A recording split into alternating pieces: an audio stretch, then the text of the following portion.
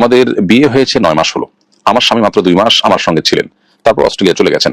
তিনি বছরে মাত্র 2 মাস আমার কাছে থাকবেন আর বাকি 10 মাস অস্ট্রেলিয়া থাকবেন বলে আমাকে জানিয়েছেন। সেখানে তিনি আরেকটি বিয়ে করতে চান, ইসলামের দৃষ্টিতে এটি কি ইনসাফ হবে? আর আমি যদি তার দ্বিতীয় বিয়েতে অনুমতি না দিই তাহলে কি আমার কোনো পাপ হবে?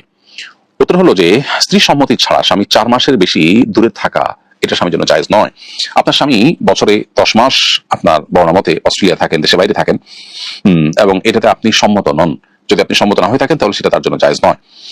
স্ত্রীর হক আদায় করা স্বামীর কর্তব্য, সে হক আদায় করার প্রয়োজনে 4 মাসে কমপক্ষে একবার স্ত্রীকে সময় দিতে হবে।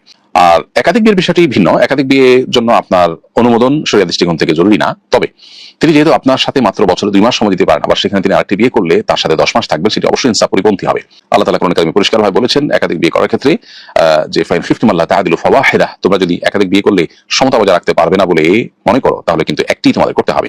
অতএব তিনি এখানে সমতা বজায় রাখতে পারছেন না, একজনের কাছে 6 মাস আরেকজনের কাছে 6 মাস, এভাবে তিনি থাকতে পারছেন না।